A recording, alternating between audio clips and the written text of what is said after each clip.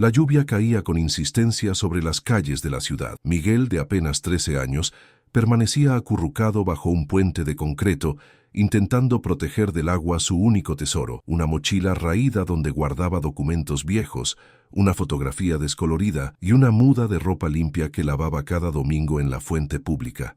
No siempre fue así. Hace 3 años, cuando su padre aún estaba vivo, Miguel vivía en una casa pequeña pero calorosa en las afueras de la ciudad. Su padre trabajaba como mecánico, sus manos siempre manchadas de aceite, y su madre era maestra de primaria. Tenían lo suficiente para vivir con dignidad, aunque nunca les sobró nada. Lo importante era que había amor en esa casa, mucho amor. Todo cambió en una noche de invierno.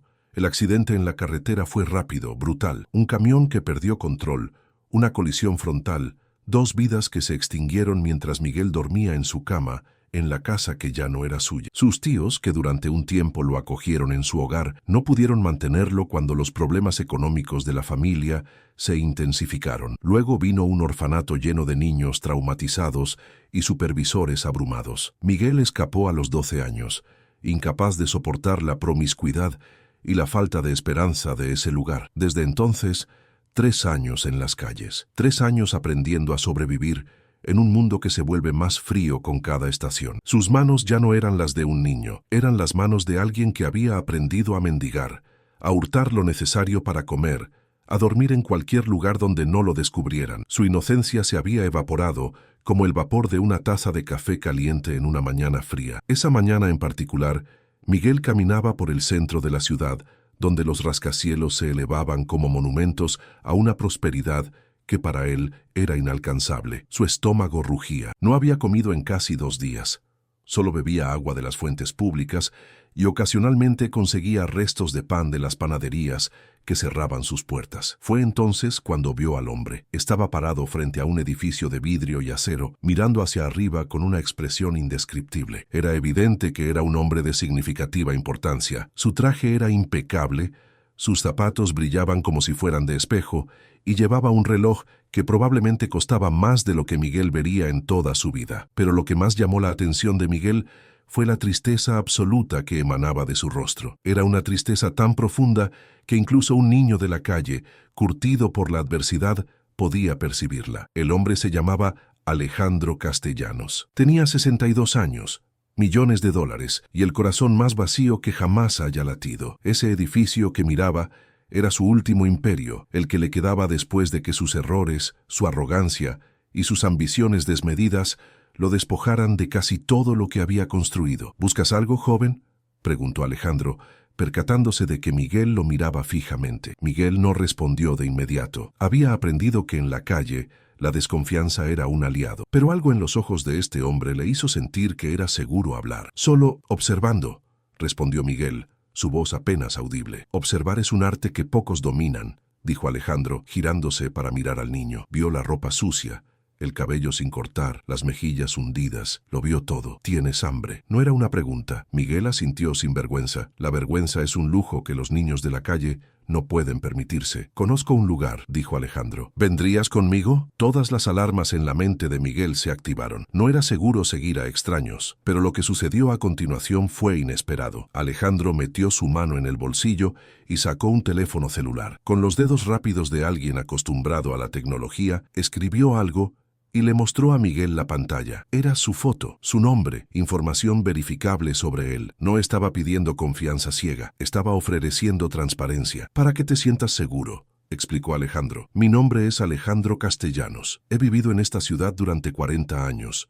Hago esto porque alguien debería haberlo hecho por mí cuando más lo necesitaba. Hubo algo en esa última frase que tocó algo profundo en el corazón de Miguel. Él reconocía el dolor cuando lo oía. El restaurante a donde lo llevó Alejandro no era un lugar ostentoso. Era un pequeño restaurante familiar en una calle tranquila, del tipo que servía comida casera y donde el dueño conocía a los clientes regulares por su nombre. Don Alejandro, ¿cuánto tiempo?, exclamó Rosa, la dueña, cuando lo vio entrar. Y veo que trae compañía. Este es Miguel, presentó Alejandro. Miguel, esta es Rosa. Hace 30 años abrió este lugar con su difunto esposo. Han criado a 2 hijos que ahora son profesionales y acaban de abrir una sucursal en otro lado de la ciudad. Rosa sonrió calurosamente y guió a ambos a una mesa junto a la ventana. Sin pedir, comenzó a traer platos: sopa caliente, pan recién horneado, carne guisada y un vaso de leche fresca. Miguel comió como si el mundo fuera a terminar en cualquier momento, sus manos temblando ligeramente por la emoción y el hambre acumulado. Alejandro lo observaba en silencio,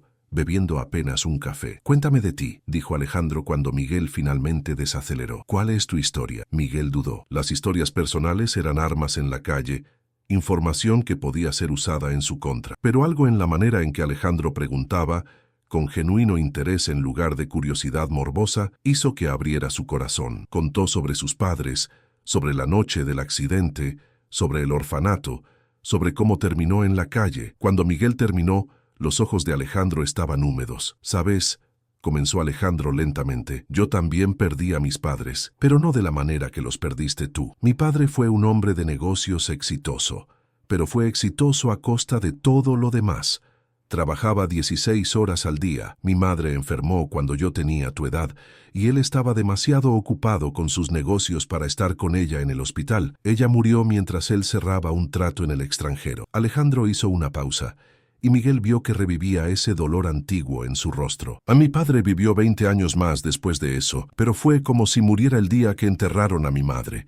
Nunca se perdonó, y yo juré que sería diferente, que tendría dinero y éxito, pero que también tendría tiempo para lo realmente importante. ¿Sabes lo que pasó?». Miguel negó con la cabeza. «Lo mismo que le pasó a mi padre. Comencé a construir mi imperio, y el imperio me consumió. De repente, tenía todo el dinero del mundo, pero estaba solo. Mi esposa se fue. Mis hijos apenas me conocen. Los pocos amigos que tenía se alejaron cuando perdí la mayor parte de mi fortuna. Así que aquí estoy, a los 62 años, mirando a este niño que ha perdido a sus padres por una verdadera tragedia, y me doy cuenta de que yo había perdido a los míos por mis propias manos». «¿Por qué me está contando todo esto?», preguntó Miguel. «Porque creo que el universo nos reunió por una razón», respondió Alejandro. «Tú perdiste todo lo que importa. Yo tengo todo lo que no importa. Quizá podamos aprender algo el uno del otro». Alejandro ofreció a Miguel un lugar donde quedarse, un pequeño apartamento de servicio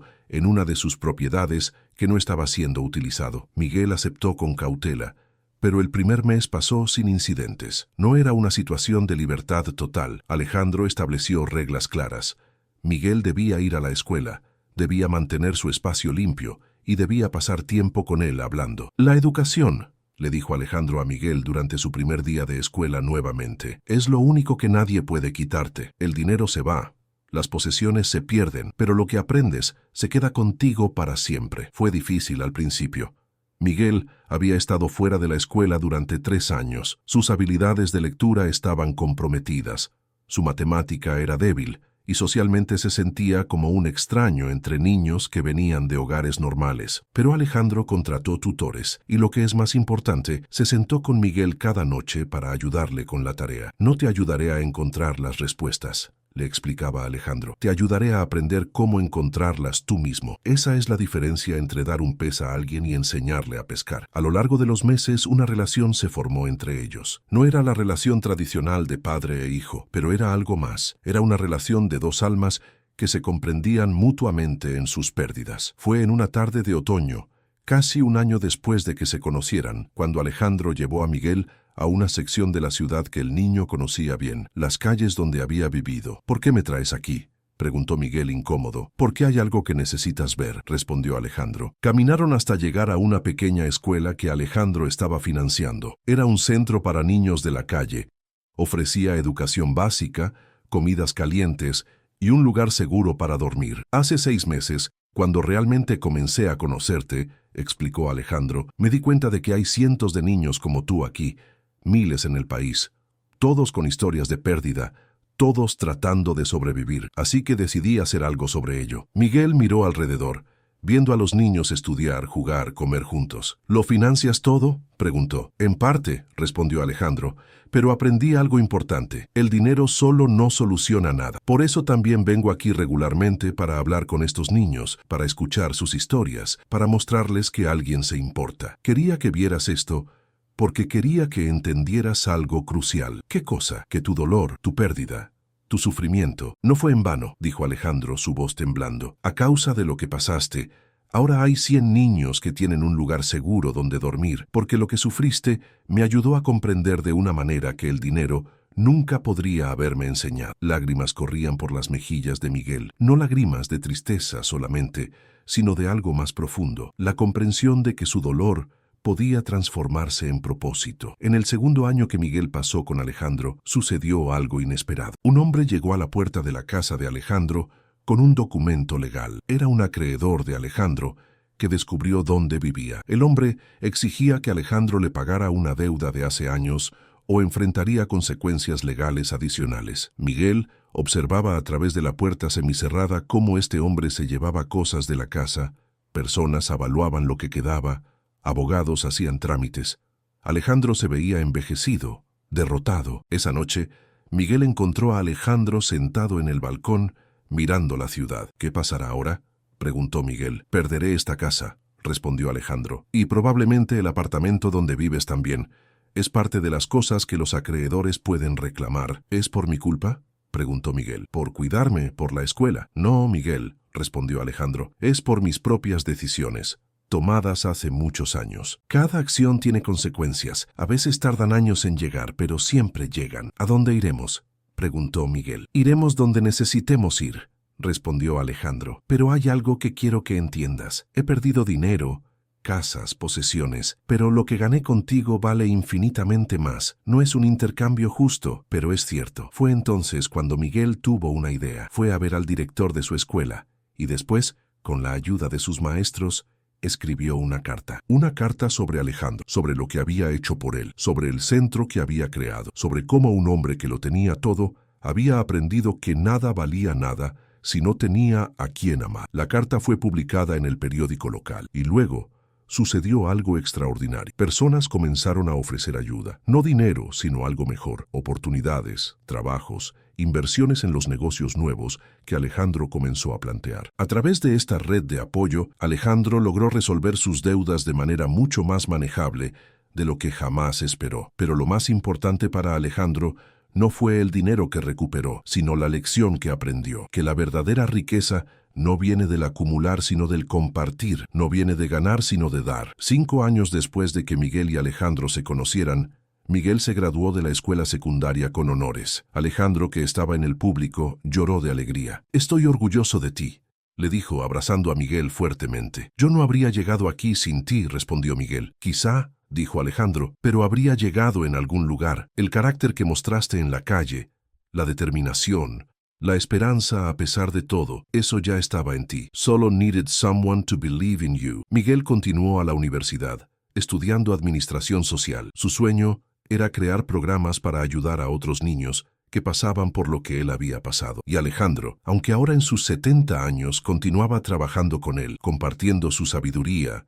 su experiencia y su billetera cuando era necesario. Pero lo más importante era que Alejandro se había reconciliado con sus hijos. Miguel fue testigo de cómo Alejandro les llamó un día, les dijo que lo sentía, que sabía que había fallado como padre, pero que quería intentar ser un abuelo mejor cuando llegara ese momento. «La vida es una serie de segunda oportunidades», le dijo Alejandro a Miguel un día. «No todos recibimos una segunda oportunidad. Yo recibí la mía, gracias a ti. Es importante que no la desperdicies». Una década después de su encuentro inicial, Miguel visitaba a Alejandro regularmente en la casa de retiro donde el anciano pasaba sus últimos años. Alejandro estaba enfermo, el cáncer consumía su cuerpo, pero su mente seguía aguda. «Quiero contarte la verdadera razón por la que detuve ese día y hablé contigo», dijo Alejandro durante una de estas visitas, su voz débil pero firme. «¿Cuál era?», preguntó Miguel. «Ese día, cuando te vi, yo estaba planeando acabar con mi vida»,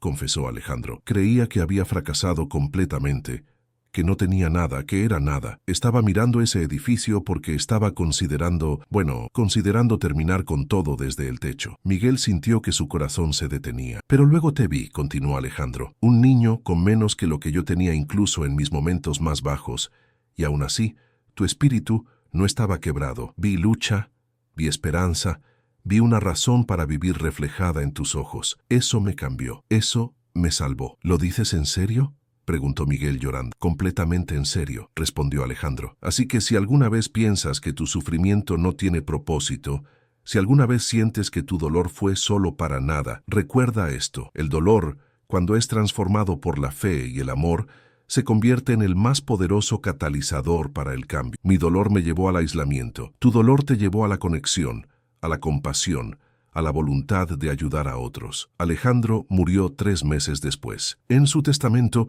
dejó sus últimos bienes en confianza para que Miguel continuara su trabajo. Pero la verdadera herencia que dejó no fueron bienes materiales, sino una lección que Miguel llevaría consigo el resto de su vida, que la pérdida no es lo opuesto de la ganancia, es su maestro, que el sufrimiento no es lo opuesto de la alegría, es su profesor, que tener todo es fácil, encontrar significado en la nada es donde reside la verdadera riqueza. 20 años después de la muerte de Alejandro, Miguel, ahora un hombre de 35 años, dirigía una de las organizaciones de caridad más importantes del país. Había ayudado a miles de niños de la calle a regresar a la educación, a encontrar oportunidades, a reconstruir sus vidas. En una gala donde se le honraba por su trabajo, Miguel se paró ante un micrófono y contó la historia de un niño que lo perdió todo y un hombre que lo tenía todo. Contó cómo sus vidas se cruzaron en un puente bajo la lluvia. Contó cómo lo que parecía un acto de caridad unidireccional resultó ser lo más recíproco que jamás haya experimentado. Alejandro Castellanos me salvó la vida, concluyó Miguel, su voz clara y fuerte. Pero yo también lo salvé a él. Eso es lo que significa verdadero amor, verdadera compasión, el reconocimiento de que somos todos humanos, todos frágiles, todos en necesidad de ser visto, de ser valorado, de saber que importamos. Si hay niños como yo afuera, durmiendo en las calles, enfrentando el hambre y la desesperación, no es porque sean menos valiosos que aquellos en casas cálidas, es porque la sociedad falló en reconocer su valor. Mi misión, la misión que continúo para honrar a Alejandro, es cambiar eso, es crear un mundo donde cada niño, sin importar su circunstancia, sepa que es visto, que es amado y que tiene el potencial de cambiar el mundo. Cuando Miguel terminó de hablar, la audiencia se puso de pie en ovación, pero Miguel en su corazón sabía que la verdadera ovación debería ser para Alejandro, quien descubrió que el verdadero éxito no viene de lo que acumulas, sino de lo que das, no de lo que ganas, sino de lo que cambias en los corazones de otros. La lluvia caía nuevamente esa noche, como lo hacía en el día en que 2 almas perdidas se encontraron bajo un puente. Pero esta vez, bajo esa misma lluvia, miles de niños dormían en lugares seguros, comían comidas calientes y iban a escuelas donde alguien se aseguraba de que sus historias no terminarían en las calles, sino en las universidades, en las profesiones, en las vidas significativas que habían sido negadas a muchos como ellos. Un niño que lo perdió todo se había convertido en un hombre que lo cambió todo. Y todo comenzó cuando un hombre que lo tenía todo se dio cuenta de que no tenía nada que realmente importara, hasta que conoció al niño que enseñó que la verdadera riqueza se mide no en dólares, sino en el impacto que tenemos en las vidas de otros. ¿Y tú? ¿Qué te pareció esta conversación entre generaciones? Cuéntame en los comentarios qué piensas sobre lo que es la verdadera felicidad. No olvides dejar tu like, suscribirte al canal y compartir este video con alguien especial. Así ayudas al canal a crecer y llevas este mensaje a más personas.